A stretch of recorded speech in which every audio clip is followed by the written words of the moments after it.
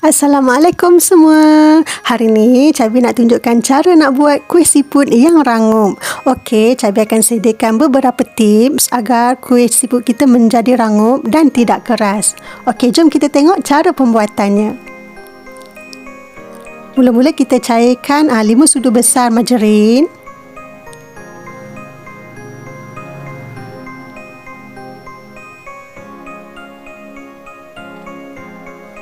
Apabila margarin kita dah cair, kita padamkan api dan kita sejukkan seketika. Okey, ini bahan-bahan untuk kita nak tumbuk. 1 sudu besar udang kering, 1 ulas bawang putih, 1 sudu kecil jintan manis dan 3 ulas daun kari. Kita akan tumbuk. Okey, ini bahan-bahan kita tumbuk tadi. Okey, sekarang kita ambil bekas. Okey, Cabi guna dalam 250 gram tepung gandum. 1 sudu besar serbuk kari daging dan 1 sudu kecil serbuk cili. Okey, kita masukkan bahan-bahan kita tumbuk tadi tu. Dan kita akan gaulkan sehingga sebati. Okey, ini sukatan untuk 250 gram tepung ya. Okey, sekarang kita masukkan margarin yang kita cairkan tadi. Kita masukkan sedikit demi sedikit. Okey, tips kat sini. Inilah bahan yang boleh membuatkan kita punya kuih siput jadi rangup. Okey, teknik yang betul akan menghasilkan kuih siput kita juga rangup. Okey, Cabi masukkan sedikit demi sedikit margarin tu. Kita nak margarin tu dia menyerap ke dalam tepung kita.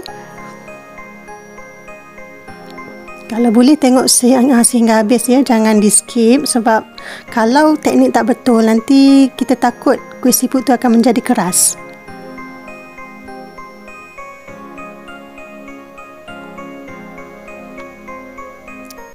Okey, ini margarin cair kita yang dah sejuk ya.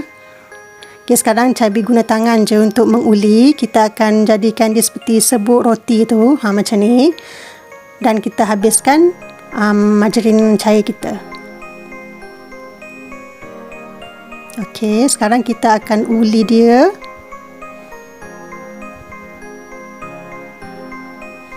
Okey, masukkan juga 1 sudu kecil garam ataupun secukup rasa lah.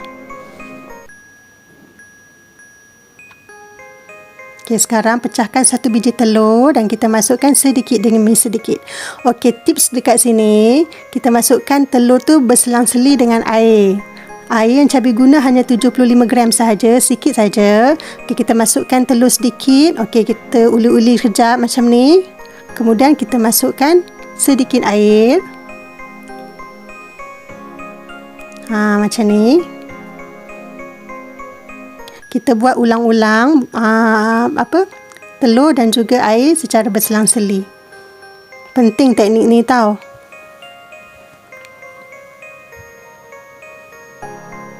Ini sukatan yang Cabi guna sebanyak 250 gram tepung. Kalau nak buat banyak, kita gandakan ikut sukatan ni lah ya.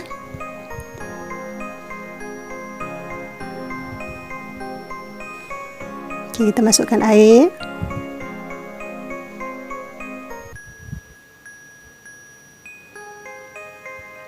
Okey, dan last sekali kita habiskan telur kita dan kita mula menguli sehingga dough tidak melekat di tangan.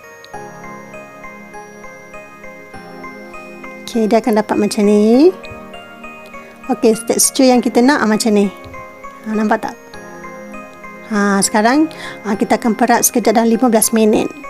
Okey, kita ambil talam dan kita tabur-taburkan tepung dan kita ambil bekas yang kita nak buat dan kita tekankan tepung dia macam ni. Kalau boleh buat secara menyerong. Okey, tips dia yang kedua, kalau boleh kita nak kita tak nak kita punya gulungan kuih siput tu terbuka waktu nak goreng, kita buat secara menyerong. Kita tekan macam ni. Kita tekan dia dan kita serongkan dia. Macam tu. InsyaAllah nanti kalau kita nak goreng, dia tak akan terbuka. Okey. Dan yang penting rangup lah. Okey, ni hasil yang kita dah buat. Dah siap boleh dapat banyak ni. Okey, sekarang jom kita ke proses untuk menggoreng pula. Okey, pastikan minyak betul-betul panas. Apabila kita nak masukkan Kuih siput tu kita perlahankan api. Kita guna api sederhana saja waktu nak goreng, sebab kita tak nak nanti kuih siput kita ni hangus. Sebab dia cepat masak tau. Jadi kita nak masak biasa-biasa je supaya dia masak luar dan dalam. Okey, dan kemudian kita gaulkan perlahan-lahan. Nampak tak, hasil pun cantik je bentuk dia. Dia tak terbuka pun. Bila kita dah nampak kuih siput dia hampir masak, jadi kita masukkan daun kari. Okey, tujuan dia untuk kuih siput tu menjadi wangi.